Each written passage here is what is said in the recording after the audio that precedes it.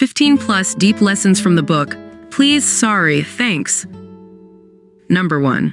If marriage doesn't dismantle our selfishness, God gives some of us kids. Fun fact, the word diaper spelled backward is repaid. When you have children, you start appreciating your parents, don't you? They made more sacrifices, like feeding you in the middle of the night, than you were aware of. What does any of that have to do with sorry? Marriage is a masterclass in the art of apologizing. You might as well get good at it because you'll be doing it the rest of your marriage. The same goes for parenting. You'll have endless opportunities to say sorry to your children, and that may be a blessing in disguise. We beat ourselves up over the mistakes we make, but our biggest mistakes double as our greatest opportunities. How will our kids learn to apologize if we don't model it for them? Number 2, please adds respect and urgency to a request. It's asking instead of demanding, but it's only as effective as it is authentic. If you try to use the word to manipulate, it will have the opposite effect. Our motives must match our words. You have to say what you mean and mean what you say. When you put a please in front of a request, it has a ripple effect. It's called the law of reciprocity. When someone is nice to you, you have an innate urge to be nice in return. The psychology of please isn't rocket science. It's as simple as the golden rule: treat people the same way you want them to treat you. And it starts with please. Please is setting aside your preferences.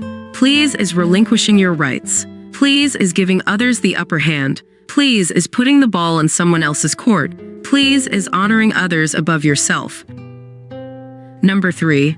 Jealousy is one of the 7 deadly sins. According to one theologian, it's sorrow for another's good. My favorite definition belongs to Robert Madu. Jealousy is the trophy that mediocrity gives to excellence. The only way to overcome jealousy, in my experience, is to do the opposite of what you feel. If you feel jealousy towards someone, brag about them behind their back. Better yet, compliment them to their face. Slowly but surely, it will diffuse the jealousy. Until you can celebrate someone else's success, you aren't ready to experience success yourself. Number 4. Please is a first-person plural approach to life. It turns me into we. It's a win-win approach to relationships. It's not your way or my way. It's a better way, a higher way. I might add, the Jesus way. I live by a simple maxim: if it's not a win for you, it's not a win for me. The greatest of all is the servant of all. Instead of calling shotgun and taking the seat of honor, take the lowest seat at the table. Even if you're entitled to something, say please. Number 5. Sorry is a we word. It mends broken fences, it builds bridges across relational divides, and it levels the playing field, but it has to pass a twofold litmus test. It has to be specific, and it has to be sincere.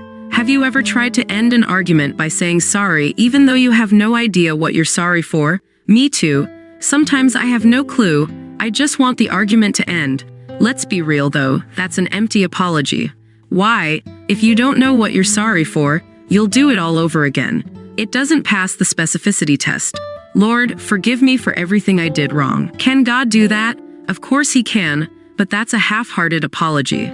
Don't be surprised if you don't feel forgiven. A nebulous confession can result in a nebulous sense of forgiveness.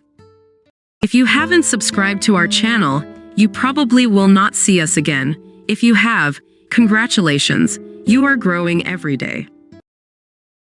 Number 6. A pretty please is like a ray of sunlight. It's far more effective than trying to get your way through brute force. Not only does it win friends, it also wins enemies and turns them into friends. Persuasion is like the art of inception. You politely plant a seed in people's minds. How? Instead of issuing decrees, you ask questions. Instead of making demands, you make requests. Please gives people margin to own the idea, alter the idea, implement the idea. If they own the idea, it will own them. If they don't own it, you'll be doing a lot more managing than you want. Can I make a confession? I'm a control freak. It's awfully hard to let go and let God. But playing God is absolutely exhausting, and I'm not very good at it. So I've learned to give an extra measure of grace to people who have different experiences and personalities. Number 7. Asking is an art form, isn't it? When done right, it involves thoughtful consideration. My advice? Pray it before you say it. The right word at the wrong time won't work. Timing is critical, and so is tone. When I record audiobooks, I try to smile. In one sense, that makes no sense because it's an audiobook. But a smile changes the tone of your voice. While we're on the subject, the science behind smiling is quite fascinating. Estimates vary, but some say it takes 22 facial muscles to smile, while it takes 37 facial muscles to frown. Save yourself some energy and smile. Smiling relieves stress, boosts your immune system, reduces blood pressure, and helps you live longer. But wait, there's more. Smiling helps you stay positive and project confidence. When our kids were young, we had a mantra. Your face tells your body how to feel. You can shift your feelings with facial expressions. All you have to do is turn that frown upside down. Studies indicate that children smile approximately 400 times per day, while adults smile on average 20 times per day. Somewhere between childhood and adulthood, we lose 380 smiles per day. We've got to get some of those smiles back. That's part of what it means to become like little children. Smiling is the way we steward our 42 facial muscles, as well as the 7th cranial nerve that controls them. Fun fact, smiling is scientifically proven to make you more attractive. A smile adds pretty to please. Number 8. Please must be spoken in a language that people can understand. On occasion, while eating at an Ethiopian restaurant, I'll say a mesajinalehu. It's Amharic for thank you. When I say it, those who speak Amharic light up. Why? I'm giving thanks in their language. Part of saying please is understanding the personality of the person you're talking to. What is their Enneagram number? What is their love language? You've got to say please in a language they understand and appreciate. 9. Can I let you in on a little secret? Selfish people don't say sorry. Why? They haven't learned to put themselves in other people's shoes. Instead of washing feet like Jesus, they wash their hands like Pilate. They deny responsibility. They shift the blame. They play the victim and they play God. Let me double back to Daniel Kahneman. Remember the lesson his mother taught him? People are endlessly complicated and interesting. What you see is not what you get. So quit judging the book by its cover. It bears repeating. Everyone is fighting a battle you know nothing about. We draw conclusions too quickly, especially negative conclusions. If someone ticks us off, we write them off. I'm not excusing bad behavior, but is it possible they're having an off day? Number 10, an apology will be effective only if you genuinely mean it. You have to check your motives. Are you trying to get something off your chest? Does your confession have more to do with relieving your guilt than restoring the relationship? Or do you have the other person's best interests at heart? Speaking from experience, an insincere apology compounds the fracture. You have to say what you mean and mean what you say. That said, a sincere sorry can move mountains of pain, shame, and regret. It can roll away 40 years of reproach. It can restore what the locusts have stolen. It can even save a nation. Number 11. If someone is grieving, you don't have to solve the situation for them. In fact, you can't. What you can do is offer a sincere sorry. Gift them the gift of tears. Give them the gift of ears. Give them a second chance, just like God gave you. The love of God is not reactive. It's proactive. It's not contingent upon our performance. It's an expression of who God is. God is love. There is nothing you can do to make God love you any more or any less.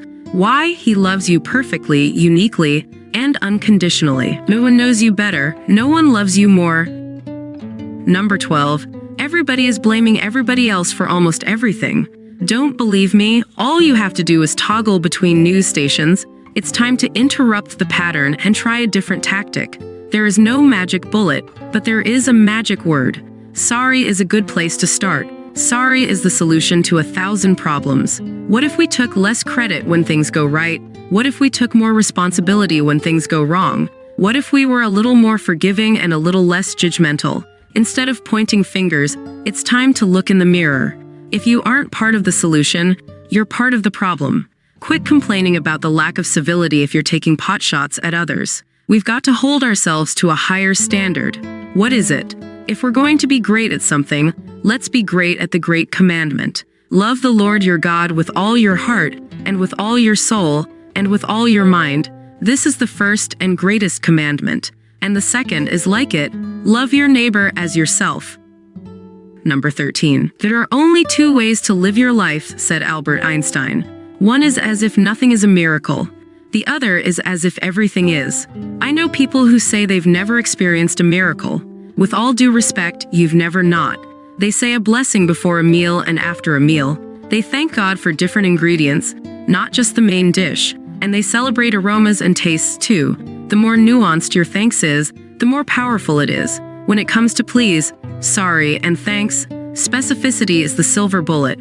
No man steps into the same river twice, said the Greek philosopher Heraclitus, for it's not the same river, and he's not the same man. That's true of everything, isn't it? One secret to thanks is savoring things the second time. It's the difference between joy and rejoicing. That's what the angels do. Gratitude is the gift that keeps on giving. Like fine wine, good memories get better with age. Sometimes a single thank you isn't sufficient.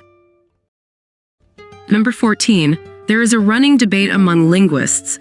Do words reflect a psychological state, or do they cause it? In case you haven't figured it out by now, I fall into the second camp. Words don't just create worlds, they create our psychological state. A simple thanks can shift your outlook and shift the atmosphere. When I say the word worship, many of us associate that with singing songs from a screen in a corporate church setting. When we worship that way, we are mirroring what is happening in heaven. But it's only one dimension of worship. For me, the truest form of worship, the purest form, isn't singing lyrics someone else has written. It's worshiping God with my own words in my own way. That's why I keep a gratitude journal. That's how I capture my thoughts and make them obedient to Christ. For me, thanks is a spiritual discipline. My gratitude journal is the way I give thanks in all circumstances. It's the way I enter His courts with thanksgiving. It's the way I acknowledge that every good and perfect gift comes from above. It's the way I give God the sacrifice of praise. It's the way I sing a new song to the Lord. Number 15. What does that have to do with please, sorry, and thanks? Those three magic words sing in three-part harmony. A pretty please opens hearts and minds and doors. A simple sorry can mend broken relationships. A heartfelt thanks is the flywheel of gratitude. Get good at them and life becomes a choreographed dance filled with love and joy and peace.